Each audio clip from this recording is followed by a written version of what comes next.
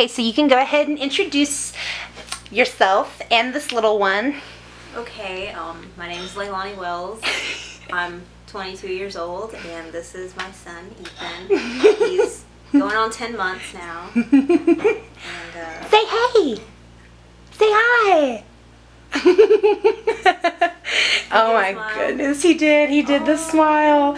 Okay, so I guess the first question is, what are the 3 hardest things about being a mom that relate to body image and self-esteem? Oh, wow. Well, there's just so much. There's always, the stigma that, moms have that moms have just given up their sense of self or their whole life, and that, once you're a mom, you just lose everything and it's terrible. And I mean, I'm not gonna candy coat it and say that it's like fabulous and flowers and everything, but it's not nearly as bad as. Tell us. Take over. Tell us about it. Tell us. Tell me all about it. I mean, it's not the end, and you have to give up, going out as much. But honestly, I'm not one who really misses it, because I wasn't really one to go out in the first place, but. It's a responsibility, but people want to, candy coat it as like your life is over and all this other stuff, when, it's just the beginning of a whole different chapter.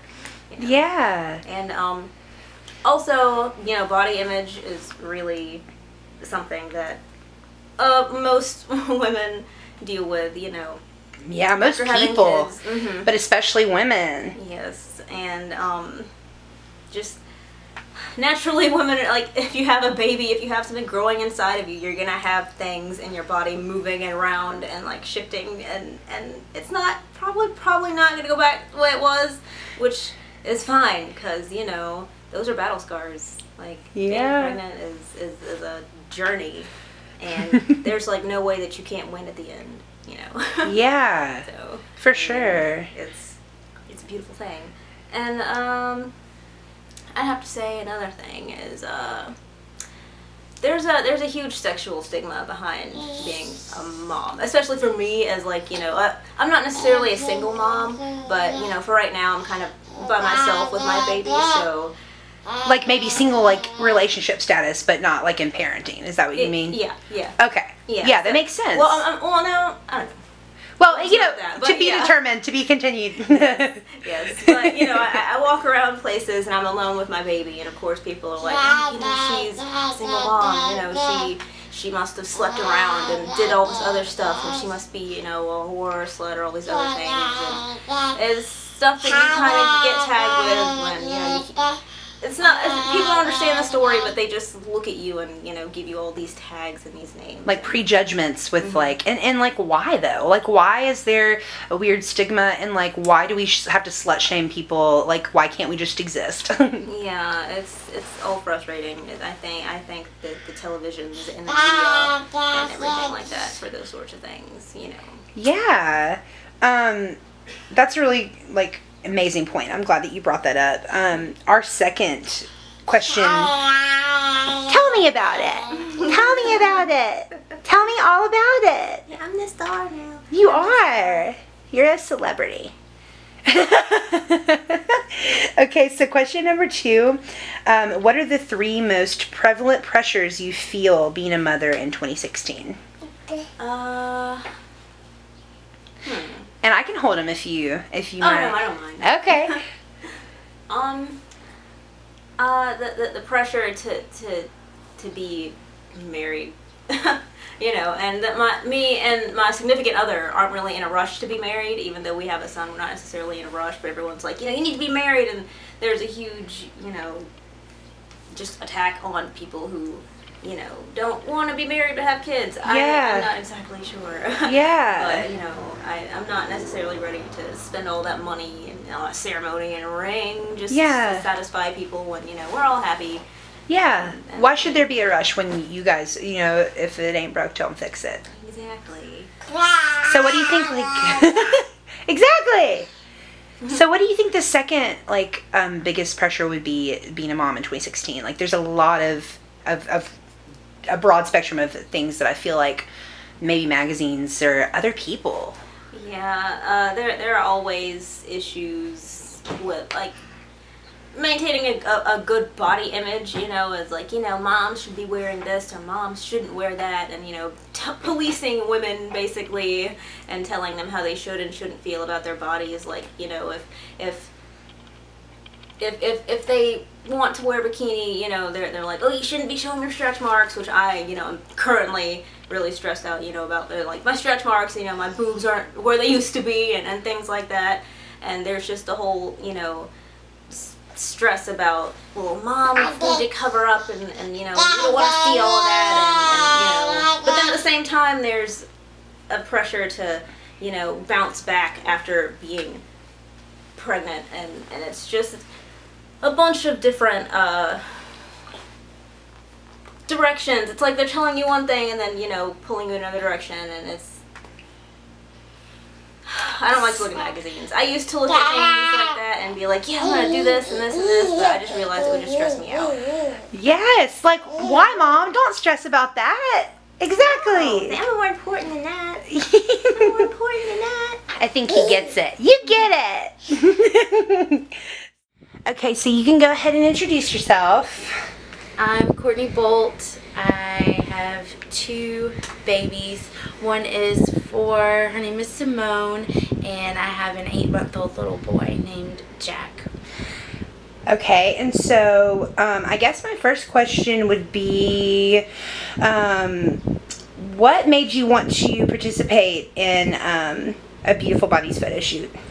I think that body positivity is very important. I think it's important for my daughter to learn because it's not something that was really around when I was growing up, and I always felt kind of like an outcast, and I wanted her to feel like she's unique, but her body is not something to ever be ashamed of, no matter what. And I felt a lot when I was growing up, you know, that I was a little ashamed sometimes. So you feel like this is like gonna give her like a good example, and you can like kind of raise her with this. Yes, and she's only 4, but she'll say things like, I'm fat, or I don't like this. And I'm like, you're just 4. Like, you shouldn't care about that at all. You should care about just playing and not focusing on anything to make her feel self-conscious whatsoever. Just, you know, being a kid. Yeah. I think it's really hard because we don't realize how young they, like, even though they might be 3 and 4, they are still picking up on like the media and like what we say about our own bodies. Mm-hmm. So I think that that's really important. My other question, I have a few that I posted in the group before we did the shoot, but the first one was, what are the 3 hardest things about being a mom that relate to body image and self-esteem? I think the hardest is just finding time for myself, just finding time just for me, to focus on me, and not just and even just like your health. And you know, you can let things slide when you're focused on the well-being of others, and maybe the well-being of yourself it's not the most important thing. So that can affect like your body image and how you see yourself. That affects yourself, because then like if you don't do self-care long enough, eventually it catches up with you, and you're like, wow, I really have to take a step back and take care of me, and you know, and trust that they will be fine. Mm-hmm. Yeah. Do you feel like, so you said self-care would be number 1. Mm-hmm. What would probably be like the second hardest thing? Like, I know that there's just like a lot of different variables that go into being a mom, and sometimes does it make you feel bad if you can't get something done, or like? Oh yeah. There's constant pressure to be it all and have it all, and you know, as a working mom, I really feel that, because you gotta do work, you have to look professional, because the kind of job I have, you have to be professional. And then like something's gonna slide, something's always not gonna be 100%. Yeah. If you're giving 100% here, if you're giving 100% as a parent, and at work, at home may not be the top of your priorities. And then so everything kind of has a place on the list, and it's hard to juggle. Yeah, and I am always not number one on the list. So what do you think the third hardest thing when it comes to being a mom and like self-esteem and body image would be? Pressure.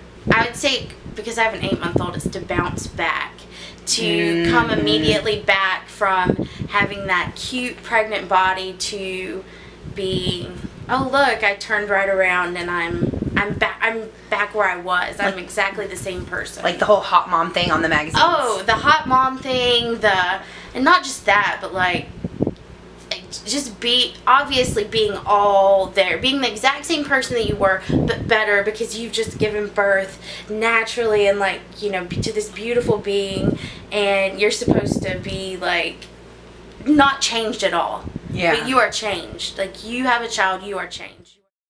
Okay, so you can just go ahead and introduce yourself. Okay. Hi, I'm Ashley Costin, and mother of 1 2.5-year-old strong-willed, incredibly strong-willed little toddler girl, and whose first name is Scarlett. I think I did that to myself. And I'm about to be a mother to another one. Let's pan on the belly. Let's give some belly loving right there. This one is about 8 months in the oven. So, do we have a name yet? Gabriel Odin. Oh, that's pretty. Yeah. Okay. And I also have 3 stepchildren. Oh, girl, Amazing. you've got your hands full. Okay, so we can just go ahead and get going then. So you came to our shoot for Mother's Day and brought Scarlett, and she's amazing. I love that she's a diva and like knows what she wants. That was really exciting to see her personality, by the way. I really enjoyed her. But I guess our first question would be, what are the 3 hardest things about being a mom that kind of relate to body image and self-esteem? I thought a lot about this one, and I think it falls more in the self-esteem category. Of course, you feel a lot of pressure to have a nice-looking body as a woman, whether you're a mother or not. But more than just having the nice-looking body, as a mom, you kind of feel the pressure to do it all. And so you feel the pressure to have the fit, healthy body, because you want that for your children. You want to set a good example. You feel the pressure to have cute, sexy clothes and cute, sexy hairstyle, and your makeup on point, and just the sexiness all around. You just feel it all, and you're a woman, so you kind of want it all too, you know. Yeah. And when you're a mom, not possible. Sexy is not at the top of the priority list every day. Yeah. So, you know, you could take that 15 extra minutes it's going to take to make your makeup and your hair extra cute, and you could make your kid a healthier breakfast, or you could clean that one thing that's needed to be cleaned for like a week, or run that errand that you needed to do for a month. So the making yourself sexy thing kind of falls to the bottom of the list most of the time. So I guess it's just like pressure to do all these things, like I guess like celebrity moms, like, you know, they have nannies and personal chefs and like people to, you know, train them and feed them and help with their kids so they can accomplish that. But, you know, the typical mom in America doesn't have the luxury for all of that. So it's like a crazy pressure, I guess, that we like put on ourselves. Yeah, it is. You just feel the pressure and to just have every category together. And you kind of do it to yourselves. Like, I have a great group of friends. They're really supportive and they're really open-minded, and we're not the perfect mom category at all. So their support makes a world of difference, because if I was surrounded with an entirely group of people, one who had it all together, I think I would lose my mind. Yeah, but who even really has it all together? Even those celebrity moms with all that help, I don't even think that they... Too. Yeah. So, my second question is, it kind of ties into the first one. What are the 3 most prevalent pressures you feel being a mom in 2016? Like, what are the 3 top things that you're like, okay, like, I feel like I need to be doing this, or I need to be doing that, or this magazine says that I should do this, or whatever? Well, once again, kind of the theme for me is feeling the pressure to do it all, and I'm kind of an overanalyzer, so I think I feel that pressure even more so maybe than some other women do, because I overanalyze everything. Yeah. So, but I feel like, well, one thing you feel, so you want to be a great mom. You want to raise this great kid. You want to raise them just right, so they're disciplined just right, but they're also not disciplined too much, and they have the freedom, and they're creative, but not too free, because you need them to have structure, and you need them to be on a path to accomplish, great things. So there's that. You feel like, I've got to do everything just right, and you read the child psychology articles, and you read the parenting articles, and you read everything that all the different parents have to say, and you toss some of that out, and you take some of it, and some of it works, and most of it doesn't, and you just adapt it to your kid. And I'm really feeling that. That's one thing I've been struggling so hard with lately, is my daughter is just getting more strong-willed by the day. And her dad has some OCD tendencies, and really we're both like kind of detailed people, and we were sensitive kids, and so she's really extroverted somehow, which we weren't, but she's got those where she's obsessive about detail, and so she's really strong-willed, and I'm having to figure out how in the world to raise this extroverted, strong-willed kid, because I was not like that.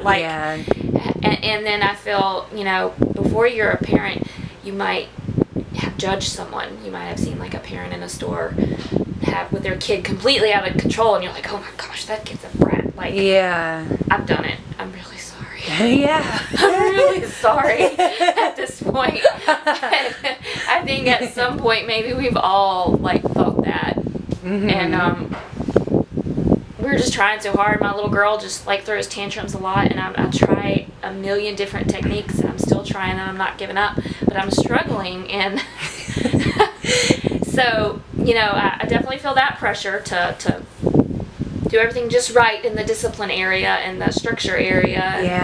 And then I also feel I don't want to lose myself as a woman. I'm a mom, but I'm much more than a mom. I was always much more than a mom. You don't want to lose your individuality, your identity. You don't want to give up on your own dreams, your own goals, but you want to do everything for your kid. And so like finding that balance is really hard. You feel the pressure to find that balance, especially in today's world too. But you want to. I want to. So, really, those are kind of the biggest ones for me. Yeah, that is a lot. It's like almost like hey, like I know that you're a human being, but you should still have this all figured out, and it's your fault if you don't. It's like, whoa, like I'm learning as I go, Yeah. And it's almost like you can only do the best you can do, and sometimes that's different than someone else. Yeah, it's usually different than someone else. I mean, like, sometimes you have to, not be so hard on yourself, I guess. I actually have a group of friends that many of us, we were natural foodie moms, and we're into Waldorf schooling, and we're into all these same things, and we raise our kids in a lot of the same ways, and they just all turn out so different. And so like my closest friend, we do things very, very similar, and her girls are entirely different than my daughter. And she's like, well, did you try this and this and this and this? And I'm like, yes. And you know what? That shows to me that there's no right or wrong way to parent, and that every family is different, and it's all up to like the individual, and like every situation is different. And I think that's the most important thing to remember, is that each child is different, each family is different, and in order to raise a one day successful citizen that's going to accomplish great things and do good in the world, you're going to have to figure it out on your own. Well, not on your own, but apart from what the child rearing books say. It's just kind of like you bend with them and kind of like adhere to their own individual needs. I guess practice some Taoism. So I guess my next question would be, what are the 3 best parts of being a mom? This one is without a doubt watching your child grow and learn and be fascinated by the world around you, and just every little thing that you aren't fascinated by anymore and you don't find magical anymore, they do. And they learn so quickly. I mean, you never know. I mean, before you become a parent, everyone says, they grow so quickly, they grow so quickly. The moms are like constantly posting pictures like, oh my gosh, my kid's growing up so fast. and it doesn't really sink in until you see it happen. Yeah. Until you see your 1 month old transition, and then, you know, a year later, they've picked up, their vocabulary has just expanded so rapidly, and it's really amazing if you read some of the science about how their brain grows and the vocabulary they learn so quickly. It's just absolutely amazing. It blows my mind. Oh my God. So watching my daughter just grow and learn and pick things up and do things that I didn't know, I had no idea she was watching me, and just learn how to put the key in the door, you know. Wow. and one day I turn around and she's figured it out. It's just, it's been a really, I don't know, humbling experience, amazing experience. Like, it's just fascinating. It makes the whole world more magical for you as an adult, to see them taking it all in. The little things are magic to them. That's awesome. Without even having to lie and say about Santa Claus and the Easter Bunny, the world is completely magical to a child. So that's definitely one of the best parts. And of course, having the endless love, you know, they always love you. They're always happy to see you. You can step out for 5 minutes and you come back, especially for a toddler. I know it'll be different when she's a teenager, but you know, I come back after, like, I just stepped outside and she's run to me and, I love you, Mommy, I missed you. And I'm like, I was just peeing. But really it makes you feel good, of course. That's really sweet. So you can go ahead and introduce yourself. Okay, hi, I'm Tracy Kennedy. Introduce And her. this is Osumari Chan. Mommy didn't take Daddy's last name. That's awesome. Mommy likes her name better. And this is Beautiful Bodies of Birmingham Mother's Day edition. and I guess the first question we wanted to ask was, do you feel like as a mom, there's a lot of pressure to adhere to certain, maybe like standards, like certain pressures to mother a certain way, or be a certain way? I feel like being a black woman in the South, there are enormous pressures as far as religion is concerned. Christianity is extremely prevalent down here in the Bible Belt, especially within the black community. And I think that would be my #1 pressure as a mom. I'm from California originally, and so in California you don't really have that pressure per se. You might get it from your family, but outside friendships and such, it's not. It's not like a cultural thing. It's really not. Yeah. You know, I mean, there's other pressures as far as you know, the cry it out or don't cry it out. You know, and when you should feed your baby, you know, solid food. Should you breastfeed? Should you not breastfeed? You know, vaccinations, no vaccinations. There's enormous amounts of pressure that are constantly put on a woman once she has a child. And regardless of the pressures that you have that are put on you, it's your baby. And it's your life. And you know what's best for you and your child. And as long as you're doing everything in your power to ensure that your child grows up to have the most successful, positive experience in life, then you know what? Screw everybody else. So you said that you got some pink pajamas. Yeah, we got some pink kitty cat pajamas, and we had to get them. Like I said, they were only like $3.50, and we're like, score, it's such a good price.